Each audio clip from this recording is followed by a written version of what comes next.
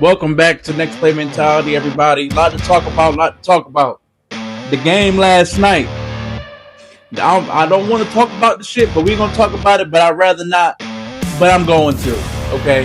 The game was just, that was one of the worst games I've ever seen in my life.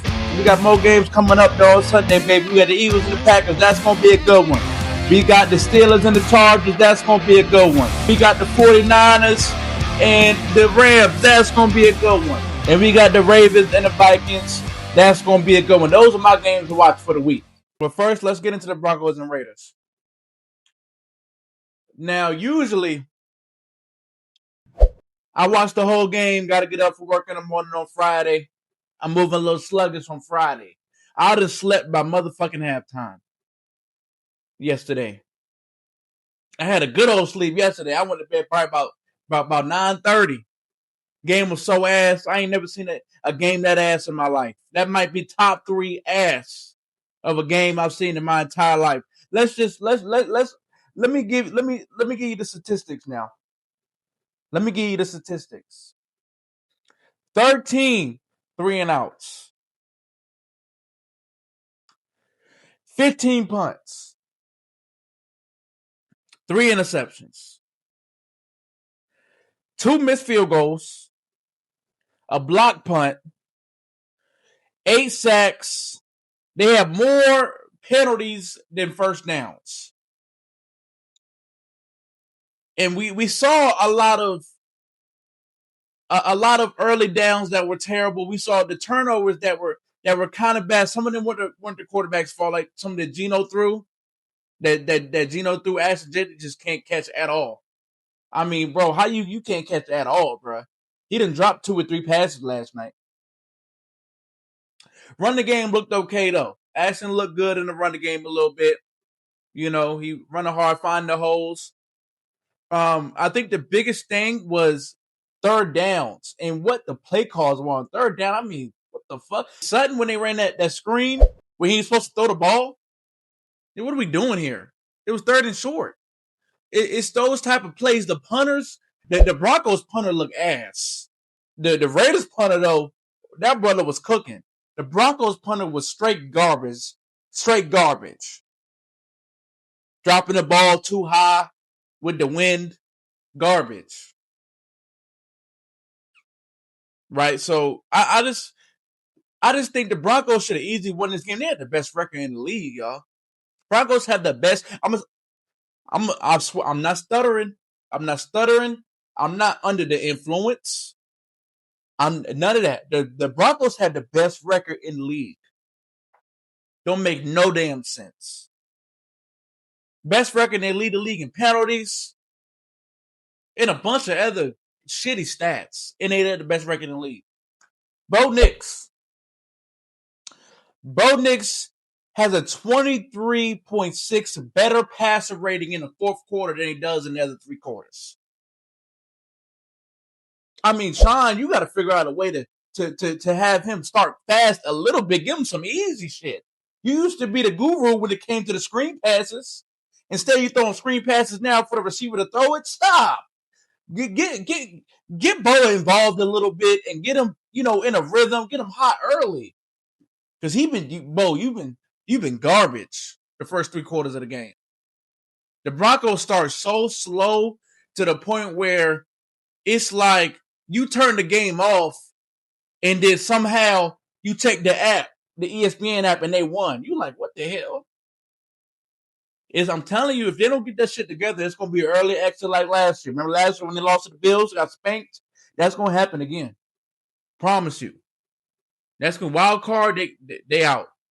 Promise you that. And the Raiders, I don't even really want to speak on them no more because they just hot garbage. Some of this shit ain't Geno's fault, though. It ain't. I know we see the stats and throw the pick every damn game. We can see the stats, but it ain't all his fault. I'm just getting tired of the Broncos defense saving Bo and Sean's, play calling on offense. I'm getting tired of Nick Bonito. I mean, that brother, wow. He had 8 pressures on 24 rushes last night? A sack and a half? He be cooking.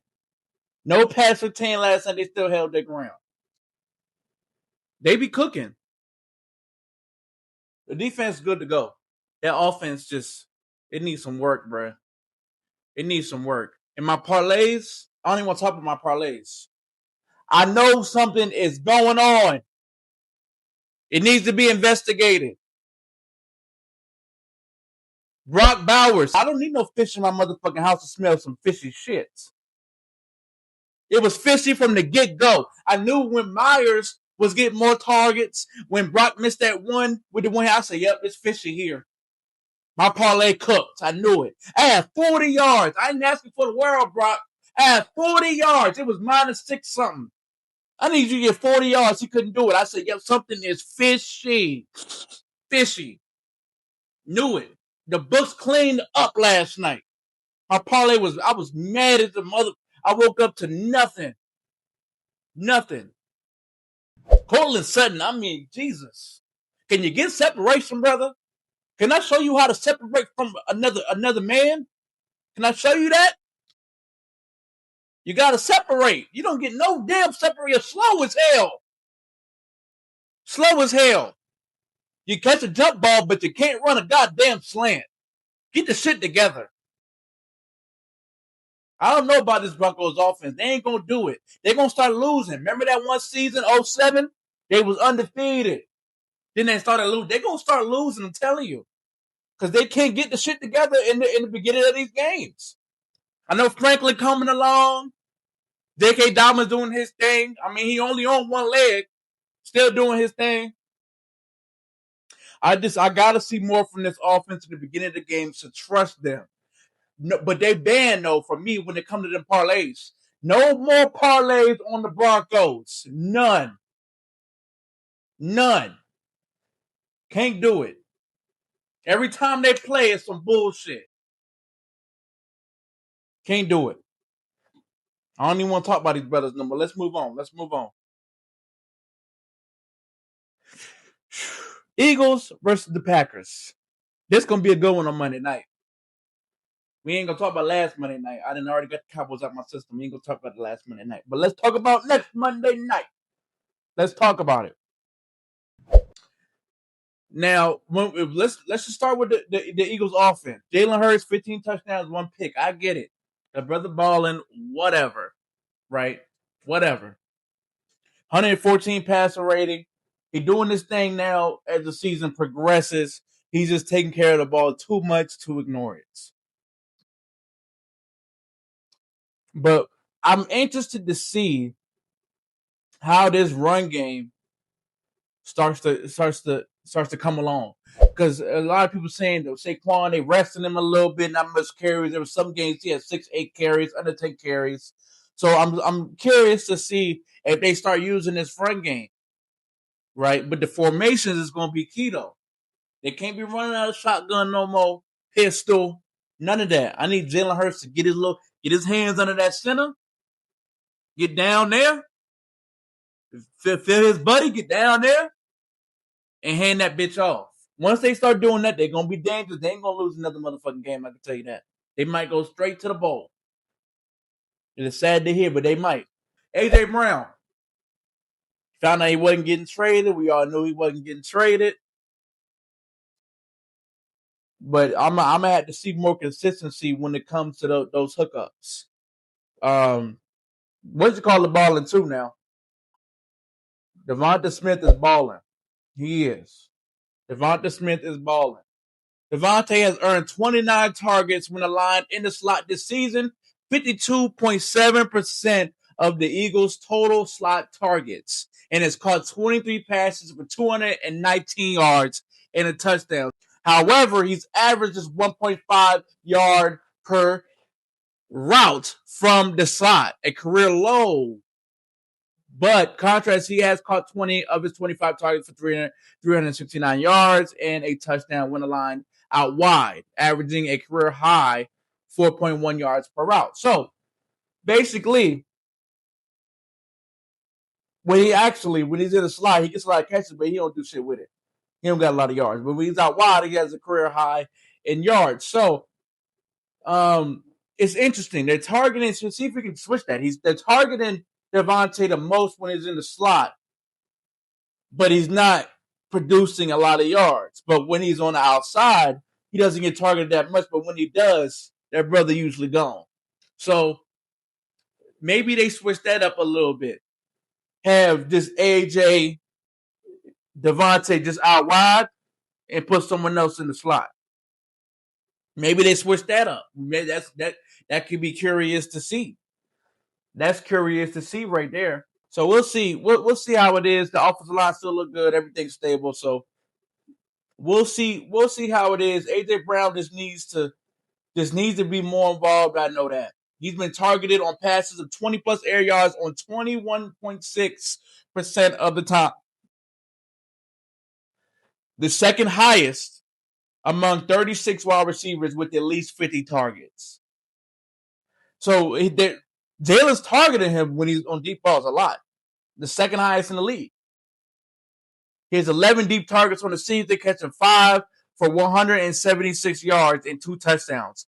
So if he's been targeted one of the most on 20-plus air yards, and he's second in the highest as being targeted, but he only has 11.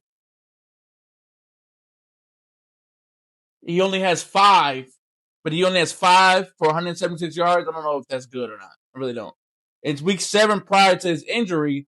Brown recorded his most productive deep passing game, catching 3 of his deep targets for 108 yards and 2 touchdowns. So I think because AJ Brown's only doing really deep balls, comebacks, stops, slants.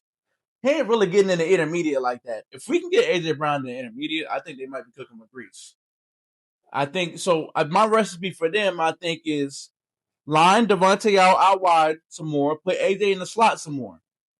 Let AJ get a little bit more intermediate routes than he usually is used to.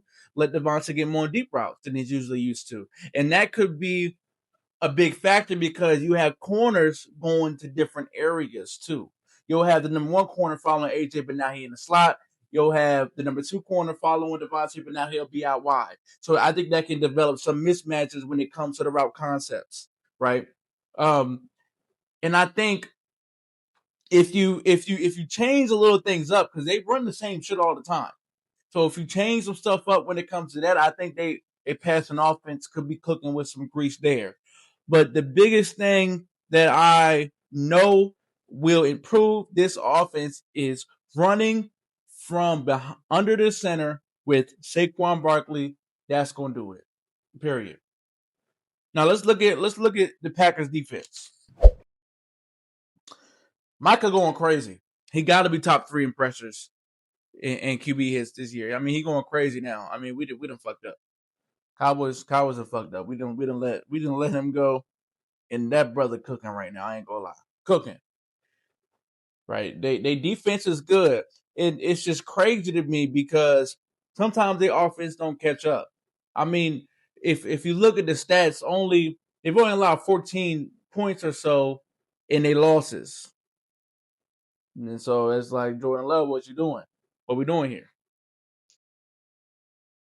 They got brothers that can ball. They really do. You know, and they run a lot of that cloud coverage. Cover 2, zone, cover 6. They run that about 32% of the time. So when they have that, you know, that's when I think the intermediate routes is going to be the key. It's going to be the key for the Eagles. I really do. But, you know, that offensive line got to hold up, and I think it will. So Packers defenses, they definitely top 10. In my opinion, they top 10. They got so many players that can do a bunch of different things, and how they alter the zone coverage and how they get pressure on the quarterback is really magic to see. And how they blitz, how they utilize their stunts, where you can put Micah anywhere. It just improves the defense more than a lot of people think. Like, Micah doesn't have to get sacks, but how they move him around messes up an offensive line. And when you can have that and then play as good a zone as they do, it makes it's some problems for the offense. It really is. It really is. When it comes to the Eagles defense, they got one brother that's just continues the ball, continues to shine, and that's Cooper DeJean. I mean, his numbers will shock you. He's been targeted 11% of the time. Every game. Throughout the games, throughout this whole half of the season, he's only been targeted 11% of the time out of everybody else. That's top 2, top 3. He's only allowed 60% completion percentage on those targets. I mean, you can't throw to him. If you do throw to him, it's you only getting a catch 60% of the time out of those 11%. That's high. Might not seem high, that's high. I think that's probably around top 3. Because when you get targeted, it's usually it's a catch more time than not. So the brother balling. When you look at the Packers offense when it comes to this, the Eagles run a lot of man coverage. And usually the Packers were good against man coverage. I mean, Jordan Love was throwing maybe around 9 yards an attempt against man coverage and completing a good amount of those. But the problem now is 43% of those targets was going to Tucker Kraft. So it's interesting to see what he does without Tucker. Can Luke Musgrave come up from the grave? You feel me? Can something like that happen? Can Romeo Doubs be effective in the intermediate? Can Matthew Golden do something? I mean, can the brother do something? He looking ass, a bust to start his career. Garbage. I know he ain't on our fantasy team no more. We done let that motherfucker go a long time ago. So it's going to be interesting to see how the Packers do against man coverage without Tucker. I think if they get Josh Jacobs involved, just run the ball, you get play action, you get Romeo Doubs on intermediate. You have Christian Watson that can go deep. So if you get a concept where you have a Christian Watson doing a deep post, you got an underneath route high and low. We can cook with some grease if you're the Packers. But I can see a scenario where you got Cooper DeJean in them.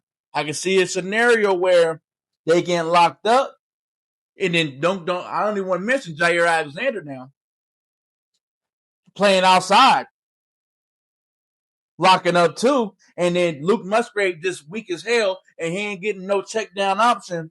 It could be a sack right there. So I'm curious to see how they draw up with man coverage and how they play against man coverage with this Eagles defense, because it could be a long day for them and Jordan Love.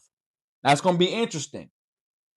Another thing that's going to be interesting again, if the Eagles run the ball effectively. If they do that, it's going to be a long day for that Packers defense. So I mean, this scenario, I think the Eagles going to win this game. They're coming off a bye. So I think it's going to be easy for them to win this game as long as they utilize their man coverage, lock up, get to the quarterback, stop the run. That's going to be their recipe, and run the damn ball. If not, if they can't run the ball, and they don't get AJ open in the intermediate, and Devontae don't get nothing deep, AJ don't get nothing deep, it could be closer than we think. That's going to be an interesting game right there. Next one, we got the Steelers and the Chargers. They start with the Steelers offense. Aaron Rodgers. 95 passer rating. Last 6 games. That's 5th highest for longest streak. Over 95. Brother balling. I like to see DK get involved more though. Remember that time in Seattle when DK took the headset off of the other coach, put it on him, and said, "Look, y'all need to throw me the ball." See, that's one brother I don't need mad at me. He's too damn big. Too damn big. So I think he had 2 catches last week. I think that ain't gonna work. But I like Jaylen Warren still getting involved out the backfield. That's something that's still cooking with grace.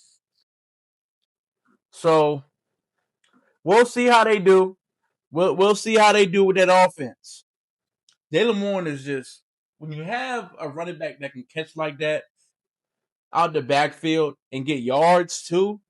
I think he leads the league. 68% of passing yards coming after the catch leads the league. When you have somebody like that, it makes it easy for a quarterback. The offensive line is kind of holding up steady, not bad. They do a lot of bootleg. They get Aaron Rodgers out of the pocket a lot. So it's hard to really diagnose that offensive line. I just want to see when we get into these deeper into the season, I want to see other people on that offense come alive a little bit. They completely have wasted Caleb Johnson. I feel like they don't use him at all. So I don't even know what the point of drafting him was. Their run game is not good. I mean, it's bottom 10 in the league running the ball. So that makes me think, like, should we start putting Caleb in here or something? Not good at all. Their center is really good now. Zach Frazier, we know what he does. Top 10 in pressures allowed this year. We know what he does. So the offense is going to go as far as Aaron Rodgers will take. And honestly, if I was a Steelers fan, I'm fine with that. Their defense-wise, though, there's this one man that's been getting cooked religiously. Joey Porter. He came back, at week 6 or something? And, I mean, that brother getting fried. He get ate the hell up. Ate the hell up, man. He's up there with the highest in the league, 33 targets. They done targeted him 33 times since he came back. He's let up 19 catches and 240 something to be exact in the intermediate. So when I'm looking at that, whoever's running the intermediate route for the Chargers, which probably going to be Ladd in them in the intermediate against Joey Porter, I'm putting all my money on him. All my money. Ladd might cook on Sunday in the intermediate area. Mark my words. Because Joey Porter can't stop a fly in the house. That's going to be interesting. Justin Herbert should cook these boys if they don't get no pressure on. Now, we saw last week what the Steelers defense did. 6 turnovers. That's second highest since 2010 when they had 7. So we've seen they can get turnovers, and no Joe Alt now. Their offensive line is hurting. TJ Watt and them might have a field day. If they get to the quarterback, if they get to Justin, it might be a long day for the Chargers offense. But then again, they better stop him from scrambling. Believe it or not, Justin Herbert is first in rushing yards in the entire league. First in rushing yards. Oh, he got over 300 rushing yards. They got to stop him from scrambling. If they don't, Justin Herbert could have a long day. Justin Herbert could have a field day with that. But I think Chargers have a lot of success against the Steelers on Sunday. In the intermediate and in the scrambling game. But it's going to be interesting to see if that Chargers offensive line can protect Justin Herbert. If they can't, I don't know.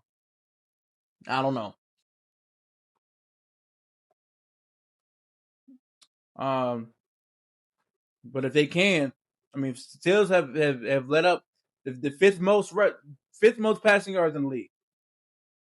They can let up some passes. Jalen Ramsey don't look like he used to. Joey Porter is a fly on the wall. So it's definitely going to be interesting that game. Out of those two big games, I got the Eagles winning, and I got the Chargers winning. But it's going to be interesting. Now, another thing I wanted to bring up and address, Nealon from the Cowboys, very sad situation. Very sad situation there. I don't want to get into all the details of what they say happened, but very sad situation. I wish his family the best. I wish the Cowboys the best and my condolences. And I pray that they get through this. As I know it is a very difficult time for them. And this is a very, very sad situation. So yeah, I just wanted to speak on that for a second. You know, before I go on anything else.